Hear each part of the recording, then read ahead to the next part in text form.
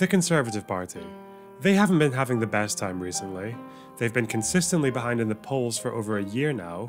The former Prime Minister Boris Johnson, if you remember that guy, emerged from lockdown with a long list of scandals and had to work on a recovery plan after handling one of the most embarrassing pandemic responses on the entire planet. I'm shaking hands continuously. I was at a hospital the other night where I think there were actually a few coronavirus patients, and I shook hands with everybody. You'll be pleased to know, and I continue to shake hands. And I think it's very important that we, people obviously can make up their own minds. I think that Matt has said that people must make up their own minds, but I think the scientific evidence is, well, I'll hand over to the experts. But our judgment is wash. Washing your hands is the crucial thing. Getting away from clips like this was not going to be easy. In an attempt to rebuild his public approval, he did what any permanently hungover, public-schooled goosefucker would do to recapture the hearts of a British Conservative voter base, and decided to target one of the most politically defenceless groups he could get his hands on: asylum seekers.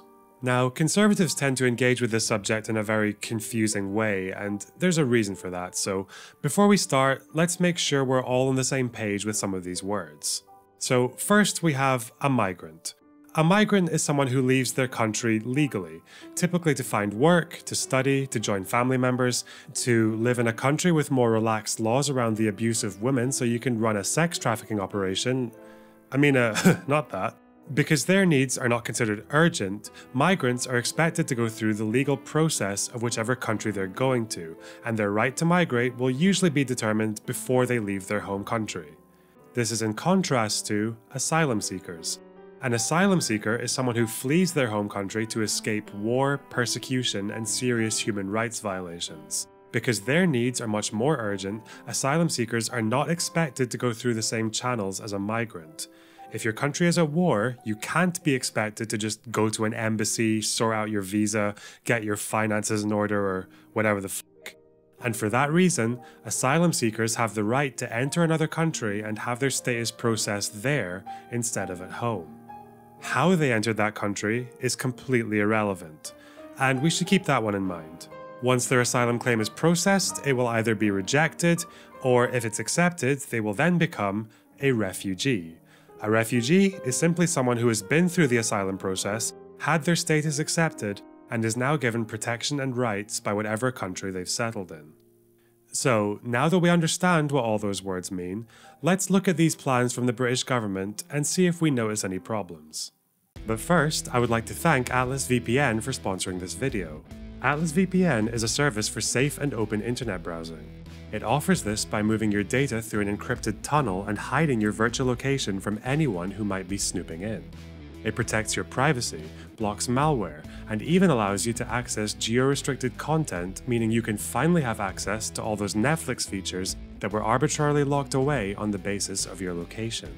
For example, if you want to access Netflix Japan, all you have to do is open the app, pick the server, and yeah, that's it. You can also use Atlas VPN for its breach scanner, which tells you if there have been any data leaks associated with any of your email addresses. And they have a new tracker blocker feature which keeps you safe from unwanted trackers on websites, just by turning on a switch.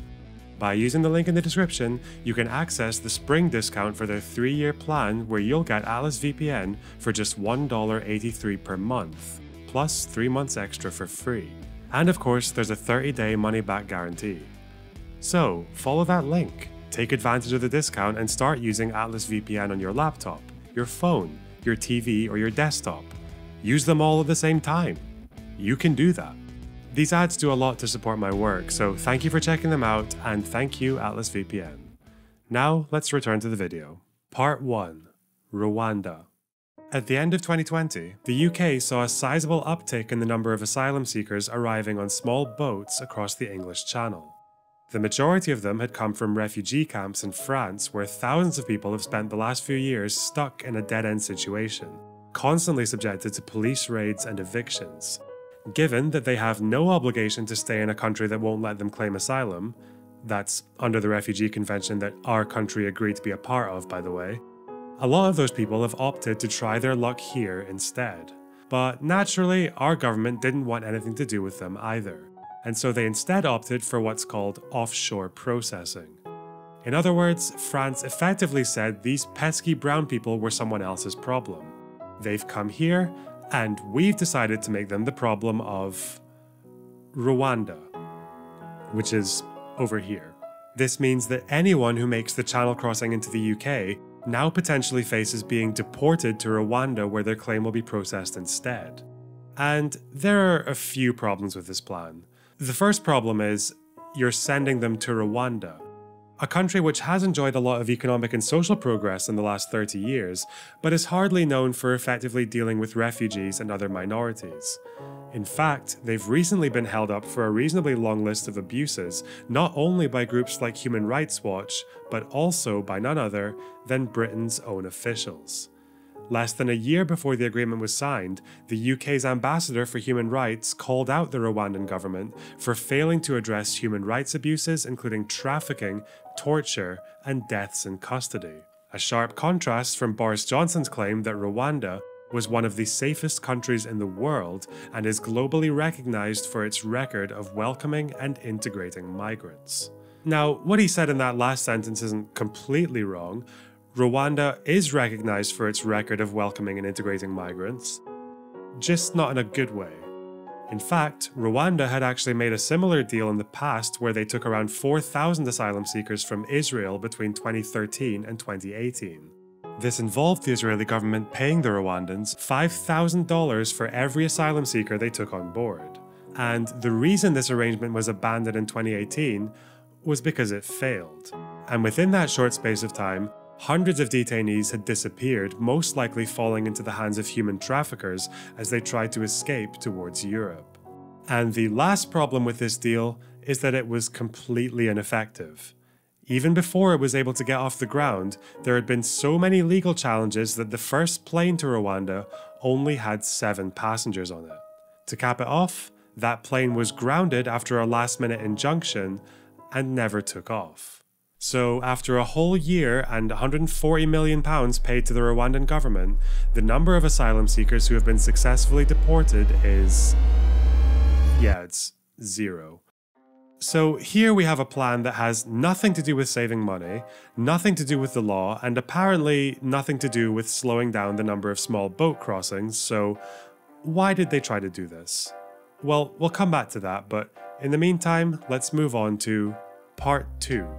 Stop the Boats 2. The sequel.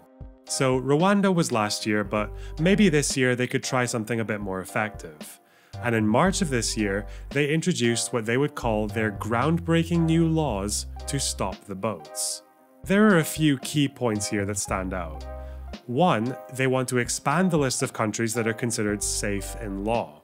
The idea here is that once an asylum seeker reaches a safe country, they have to stay there. Now, this concept of having to stay in the first safe country is not an international law, and there's a good reason for that.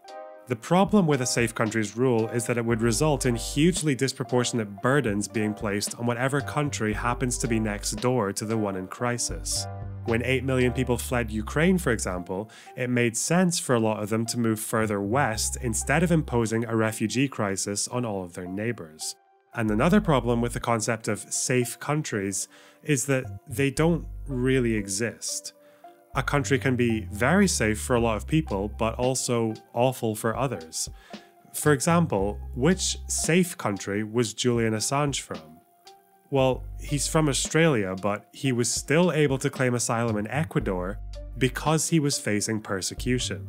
Rwanda is a mostly safe country, but not so much for the refugees, the asylum seekers, and the street children who are being arbitrarily detained by the police. Apparently that's also a problem.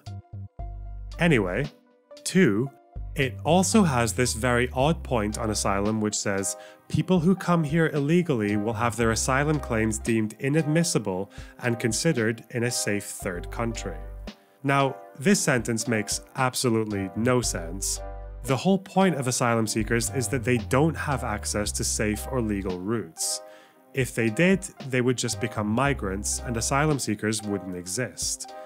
But that's kind of the point. As a statement from the UN put it, this effectively amounts to an asylum ban. It would mean no refugee can have a valid claim in the UK, regardless of why they weren't able to move legally. Of course, this isn't an accident. The Conservative Home Secretary, Suella Braverman, introduced the policy by saying it would push the boundaries of international law, which is just a nice way of saying it would break the law. She even admitted that it was more than 50% likely to break human rights laws, which is maybe not the best pitch for a party that likes to sell itself on law and order, but you know.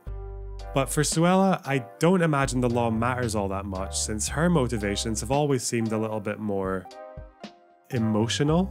And I would love to be here saying, well, claiming victory. I would love to be having a front page of the Telegraph with a plane taking off to Rwanda. That's my dream. That's my dream. It's when my will obsession. that happen? Now, if that phrase "stop the boats" gives you flashbacks to an infamous migrant policy in Australia and this astronomically cringe Prime Minister who kept a boat trophy in his office with the words "I stopped these" engraved on it, well, that's not a coincidence.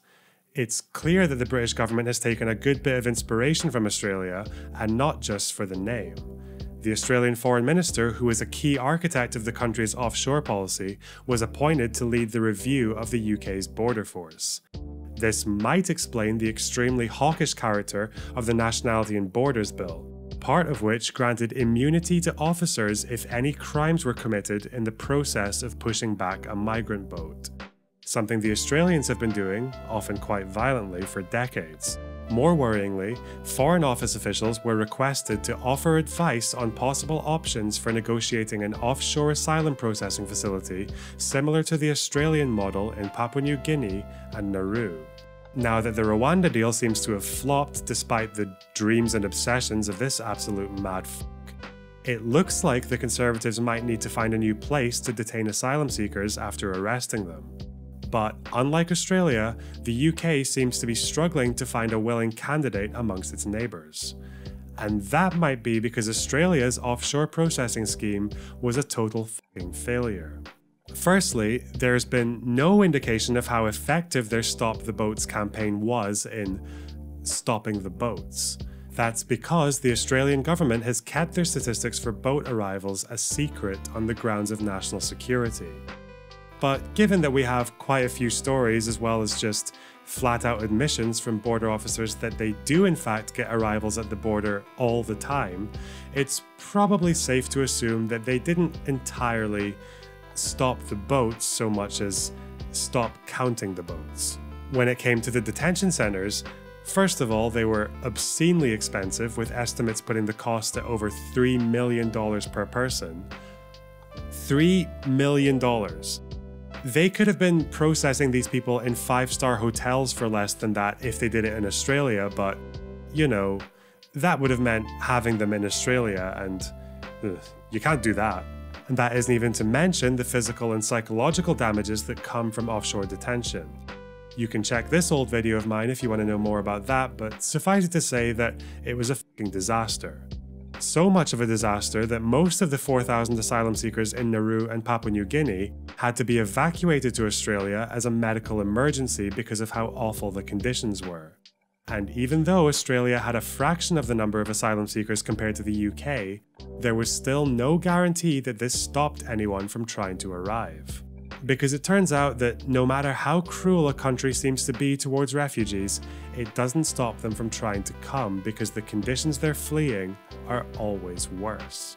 Stop the Boats is an expensive, illegal, and abusive mountain of horseshit that doesn't even work as the deterrent that it pretends to be. The question is, why would a government do this?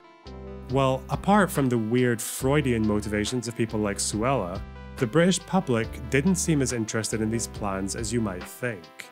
The Rwanda plan wasn't even popular when it was announced, and by the end of last year, only 10% of people said it would be the best way to address the issue of channel crossings. In fact, a plurality of British people still seem to support the humane option of making it easier for people to apply for asylum without risking their lives. The public doesn't want what the Tories are doing. Labour voters definitely don't want it, but all the same, this plan was listed on the government's top 5 priorities for 2023, despite the very high chance that it will ultimately fail. This is what I would like to call a conservative virtue signal. It's a government that's getting shafted in the polls, burning through prime ministers, clinging on desperately as they circle the drain, trying to throw a bone to the voters who are still hanging on. And that's just facts. If you like this video, please consider joining my Patreon. You'll get early access to all my videos, you can have your name scrolling past in the credits like all these other ones, and you can even get a fancy colour in my Discord server like these ones here. Until next time, take care.